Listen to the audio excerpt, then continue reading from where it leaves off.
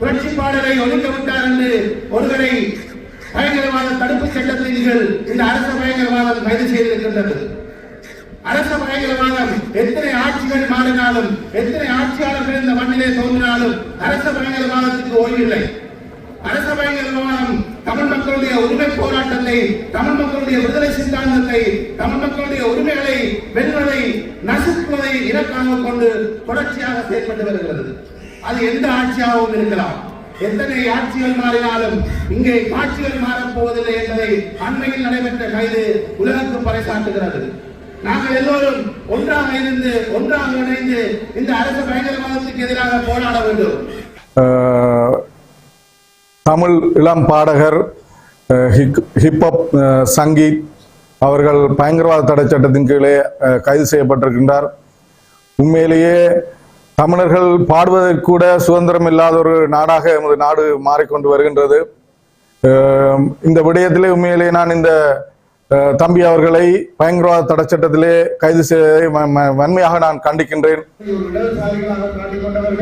புலிகளை போன்று ஒடுக்கப்பட்ட மக்களுக்காக தாங்கள் ஆயுத நீதி போராடியவர்கள் என்று மேடை மேடையாக முழங்கிய அனுபவம் அவருடைய கும்பலும் இந்த தமிழ் சமூகத்தில் இருக்கக்கூடிய கோடரி காம்புகளாக அவருக்கு பின்னாலே அணிவகுத்த சந்திரசேகரன், இளங்குமரன், ரஜீவன், ஜெயச்சந்திரமூர்த்தி, ஸ்ரீ பானந்தராஜா போன்றவர்கள் மேடை மேடையாக இந்த தமிழீழ மண்ணிலே, இந்த குறிப்பாக இந்த யாழ்ப்பாண மண்ணிலே சொன்னார்கள், தேசிய தலைவர் பிரபாகரனுக்கு சிலை வைப்போம், தலைவருடைய தாயாருக்கு சிலை வைப்போம், இந்த பயங்கரவாத தடை சட்டத்தை நீக்குவோம், நீங்கள் சுதந்திரமாக நினைவேந்தல்களை செய்ய முடியும் என்று சொல்லி பசப்பு வார்த்தைகளை கூறி எங்களுடைய மக்களை நம்ப வைத்து எங்களுடைய மக்களிடமிருந்து ஒரு கணிசமான வாக்குகளை பெற்று பதவிக்கு வந்த பிற்பாடு இப்பொழுது அவர்களுடைய அந்த கொடூரமான இனவெறி சிந்தாந்தங்களின் அடிப்படையிலே எங்களுடைய இளைஞர்களை கைது செய்து சிறையில் அடைக்கின்ற ஒரு நிலைமை இப்பொழுது தீவிரமடைய தொடங்கி இருக்கின்றது. எங்களுடைய இனத்தினுடைய ஒரு எழுச்சி பாடலை பாடியதற்காக இன்றைக்கு ஒரு இளைஞன் சிறையிலே இருக்க வேண்டிய ஒரு நிலைமையில் தான் எங்களுடைய இனம் பார்த்துக் கொண்டிருக்கிறோம். அதை ஒன்றும் செய்ய முடியாதவர்களாகத்தான் கையும் நிலையில் தான் தமிழ் மக்களுடைய மிக கணிசமானவருடைய வாக்குகளை பெற்றிருக்கக்கூடிய இந்த அரசாங்கம் நடந்து கொண்டிருக்கிறது. வணக்கம். நாங்கள் 2-3 விடயங்கள் தொடர்பாக கலந்தாலோசிப்ப உங்களோடு கதைப்பதற்காக என்று அழைத்திருக்கிறேன். அதில் முக்கியமான விடயம், தமிழ் இளம் பாடகர் ஹிப்ஹப் சங்கீத் அவர்கள் பயங்கரவாத தடை சட்டத்தின் கீழே கைது செய்யப்பட்டிருக்கின்றார். உண்மையிலேயே தமிழர்கள் பாடுவதற்கு கூட சுதந்திரம் இல்லாத ஒரு நாடாக எமது நாடு மாறிக்கொண்டு வருகின்றது. இந்த விடயத்திலே உண்மையிலேயே நான் இந்த தம்பி அவர்களை பயங்கரவாத தடை சட்டத்திலே கைது செய்வதை வன்மையாக நான் கண்டிக்கின்றேன். மன்னார் நகரசபை தலைவர் என்ற ரீதியிலே, ஒரு தமிழன் என்ற ரீதியிலே உண்மையிலேயே வன்மையான கண்டனங்களை நான் தெரிவித்துக் கொள்கின்றேன். இலங்கையிலே பாடுவதற்கு கூட தமிழர்களுக்கு உரிமை இல்லை என்று நினைக்கும் போது இந்த அரசாங்கம் ஏன் இவ்வாறு நடந்து கொள்கின்றது என்று பார்க்கும்போது மிகவும் ஆச்சரியமாக இருக்கின்றது.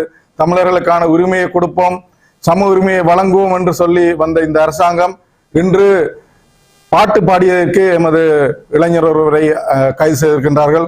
உடனடியாக இந்த அரசாங்கத்திடம் நான் வேண்டுகோள் விடுக்கின்றேன், எந்த விதமான நிபந்தனையுமின்றி உடனடியாக அந்த இளம் பாடகரை விடுதலை செய்ய வேண்டும் என நான் இந்த ஊடகத்தினூடாக கேட்டுக்கொள்கின்றேன்.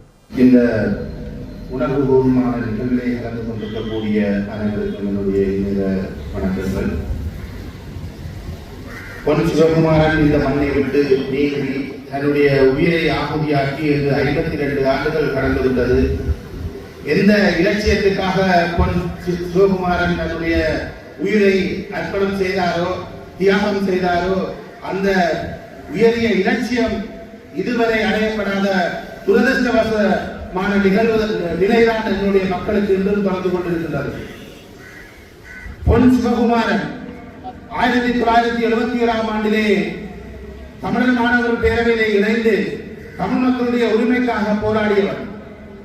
74ஆம் ஆண்டு முதலாக சாயனேற்றி இந்த மண்ணின் விடுதலைக்காக உயிரை நீத்துக் கொண்ட எங்களுடைய அற்புதமான அந்த மனிதனையிலிருந்து நாங்கள் 52 ஆண்டுகள் கடந்து விட்ட பொழுதிலும் அவனுடைய தியாகம், அவன் முன்வைத்த கொள்கை எங்களுடைய நெஞ்சங்களை விட்டு என்றும் மறக்கவில்லை, என்றும் மறக்கப் போவதும் இல்லை.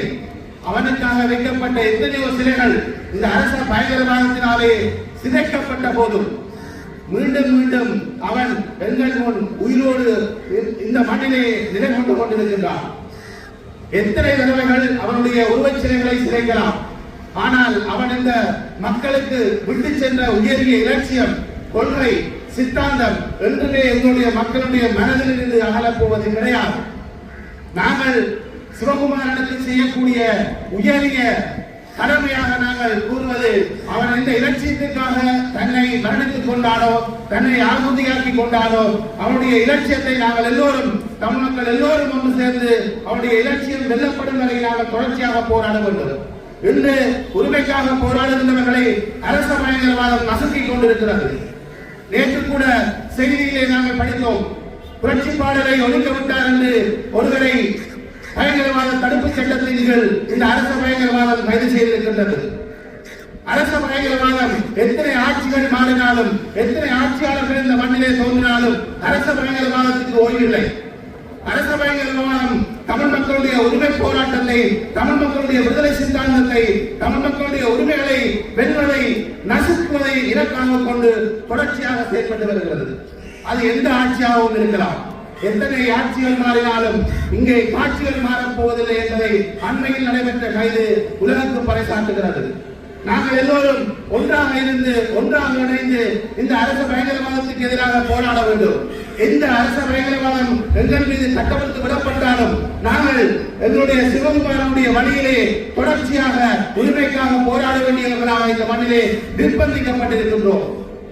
அனைத்து சர்வதேச உலகமும் எங்களை கைவிட்டிருக்கின்ற பொழுதிலும், நம்மை திரும்பி பார்க்கின்ற பொழுதிலும் நாங்கள் எங்களுடைய தன்னம்பிக்கையில் உறுதி கொண்டவர்களாக எங்களுடைய இலட்சிய பாதையை தொடர்ந்து போராடி சிவகுமாரனுடைய கனவை நாங்கள் நிறைவேற்ற வேண்டும் என்று இந்த சந்தர்ப்பத்திலே சத்தியம் செய்து சபதம் கொண்டு என்னுடைய உரையை முடித்துக் கொள்கிறேன். நன்றி, வணக்கம். இதற்கு முன்னால் எங்களுடைய இனத்துக்காக, மொழிக்காக, தன்மானத்தோடு இந்த இனம் வாழ வேண்டும் என்பதற்காக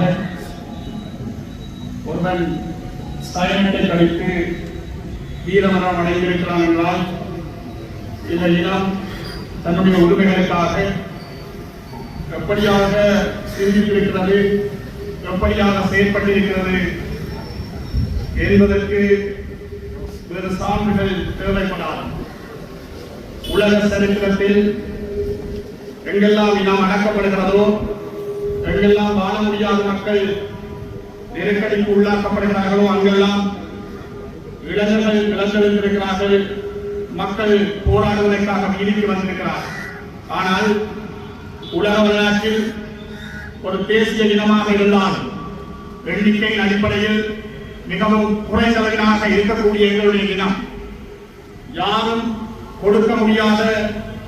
கொடுக்கவே முடியாத விலையை இன்றைக்கு கிடைக்கும். அது ஜனநாயக ரீதியாக இருந்தாலும் சரி, ஆயுத ரீதியாக இருந்தாலும் சரி, உணர்ச்சி இருக்கக்கூடிய எல்லா இளைஞர்களும் ஆயுதமேந்தி இருக்கக்கூடிய ஒரு காலமாக ஒரு காலம் இருந்தது.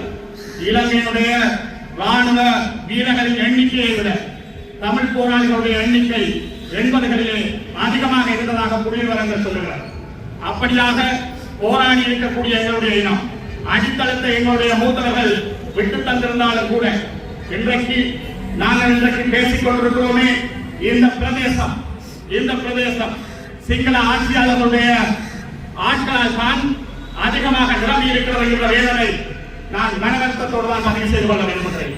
அப்படியாக இந்த இனத்தினுடைய அடுத்த கட்டமாக இந்த அரசியலை அல்லது மக்களுடைய விடுதலை போராட்டத்தை நகர்த்தி இருக்க வேண்டிய நாங்கள், சரியான முறையிலே கொண்டு சென்றிருக்க வேண்டிய நாங்கள் அதை சரியான முறையிலே கொண்டு செல்லவில்லை என்கிற ஏக்கம், கவலை உள்ளபடியே நானும் அதற்கு பொறுப்பேற்க வேண்டியவன் தான், எல்லோரும் அதற்கு பொறுப்பேற்க வேண்டியவர்களாக இருக்கிறோம். மறுபடியால் எங்களுடைய மூத்தவர்கள் அது அரசியல் தலைவர்களாக இருந்தாலும் சரி, போராளிகளாக இருந்தாலும் சரி, சரியான முறையிலே எங்களுக்கான அடித்தளத்தை இட்டு தந்திருக்கிறார். அதை ஒழுங்கான முறையிலே சரிப்படுத்தி கொண்டு செல்ல வேண்டிய பொறுப்பும் கடமையும் எங்கள் ஒவ்வொருவருக்கும் இருக்கிறதாக நாங்கள் நம்புகிறோம். அதுதான் அண்ணன் சிவகுமாரனுக்கு நாங்கள் செய்யக்கூடிய மிகப்பெரிய அஞ்சலியாக இருக்கும். அதை நாங்கள் ஒவ்வொருவர்களுடைய மனதிலே இருத்திக் கொண்டாக வேண்டியவர்களாக நாங்கள் இருக்கிறோம். இத்தனை ஆண்டுகால நெருக்கடிகளுக்கு பிறகும், இத்தனை விலைகளை கொடுத்ததற்கு பிறகும் எங்களுடைய இனத்தினுடைய ஒரு எழுச்சி பாடலை பாடியதற்காக இன்றைக்கு ஒரு இளைஞன் சிறையிலே இருக்க வேண்டிய ஒரு நிலைமையில் தான் எங்களுடைய இனம் பார்த்துக் கொண்டிருக்கிறது. அதை ஒன்றும் செய்ய முடியாதவர்களாகத்தான் கையில் நிலையில் தான் தமிழ் மக்களுடைய மிக கணிசமானவருடைய வாக்குகளை பெற்றிருக்கக்கூடிய இந்த அரசாங்கம் நடந்து கொண்டிருக்கிறது. ஆனபடியால் இந்த விடயங்களுக்கெல்லாம் சரியான வகையிலே ஒழுங்கான வகையிலே பதில் சொல்ல வேண்டியவர்களாக, இந்த விடயங்களுக்கு முடிவு கட்ட வேண்டியவர்களாக நாங்கள் அத்துணை பேரும் ஒன்றுபட்டு எதிர்காலத்திலாவது உழைத்திட வேண்டும் என்கிற இந்த உறுதிமொழியை இந்த மண்ணிலிருந்து இந்த இடத்திலிருந்து நாங்கள் ஒவ்வொருவரும் எடுத்தாக வேண்டும். அதுதான் அண்ணன் சிவகுமாரனுக்கு செய்யக்கூடிய மிகப்பெரிய அஞ்சலியாக இருக்கும். இந்த வாய்ப்புக்கு நாங்கள் முடிவெடுப்போம். அண்ணன் சுகுமாரன் அவர்களுடைய நினைவேந்தல் நிகழ்வில் நாங்கள் கலந்து கொண்டிருக்கின்றோம்.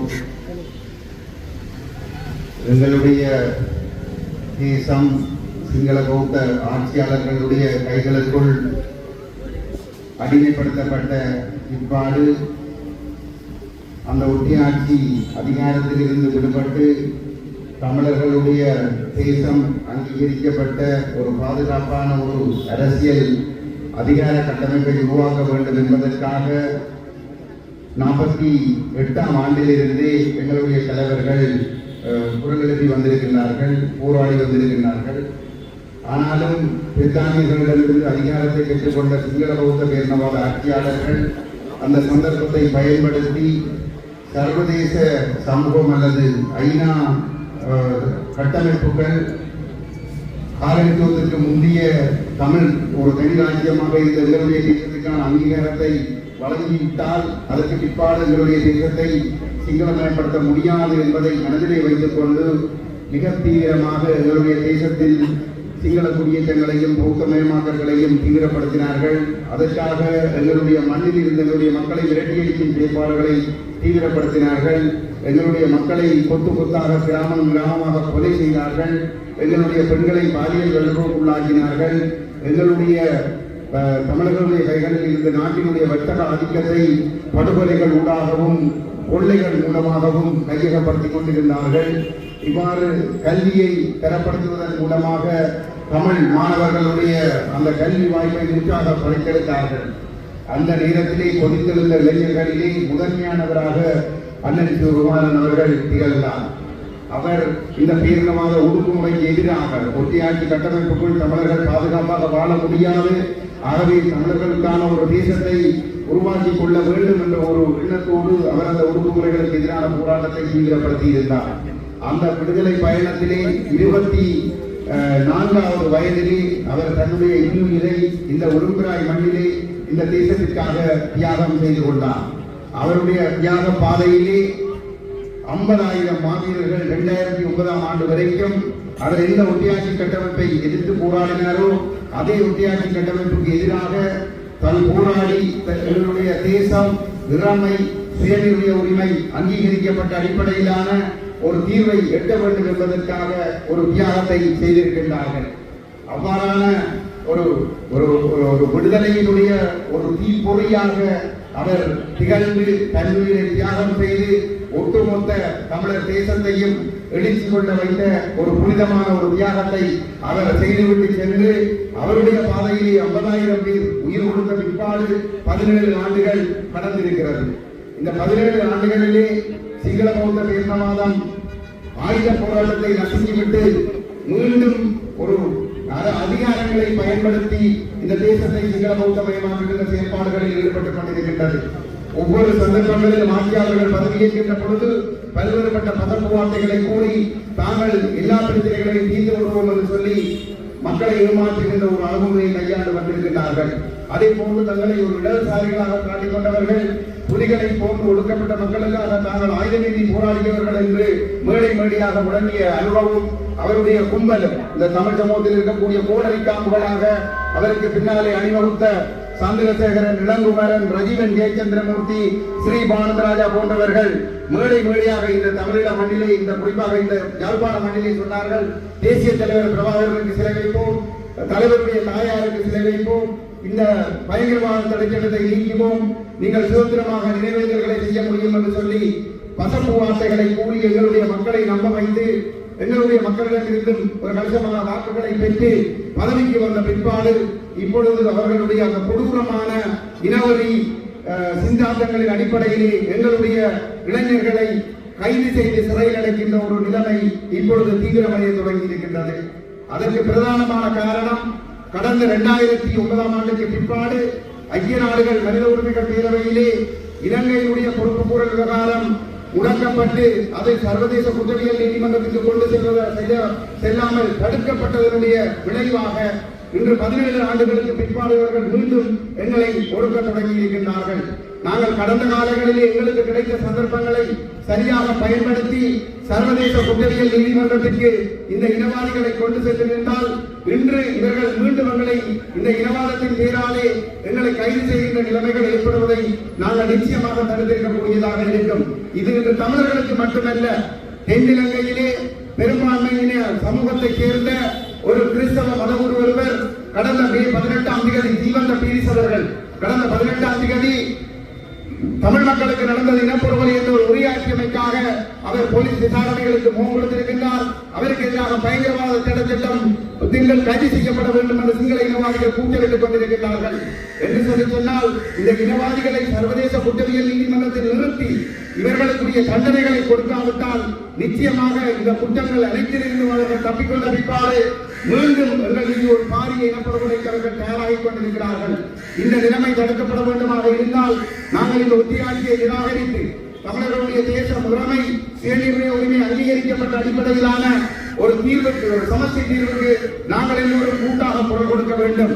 அதனூடாக மாத்திரம்தான் சிவகுமாரன் அண்ணன் போன்றவர்களுடைய தியாகங்களும் 50,000 மாவீரர்களுடைய தியாகங்களையும் நாங்கள் அர்த்தமுள்ளதாக்கிக் கொள்ளக்கூடியதாக இருக்கும்.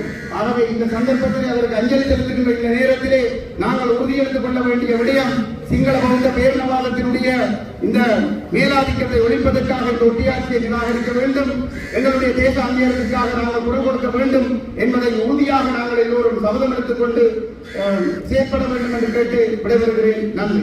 தாயக எழுச்சி பாடலை பாடினார் என்ற குற்றச்சாட்டிலே பயங்கரவாத தடை சட்டத்தின் கீழ் கைது செய்யப்பட்டு சாவகச்சேரி நீதவான் நீதிமன்றத்தின் உத்தரவுக்கமைய யாழ்ப்பாணம் சிறைச்சாலையில் தடுத்து வைக்கப்பட்டுள்ள தமிழ் சொல்லிசை பாடகர் சங்கீத்சனை நடந்த நிலைமைகள் தொடர்பாக அரசியல் தலைவர்கள் கண்டனம் வெளியிட்டு வருகின்றனர்.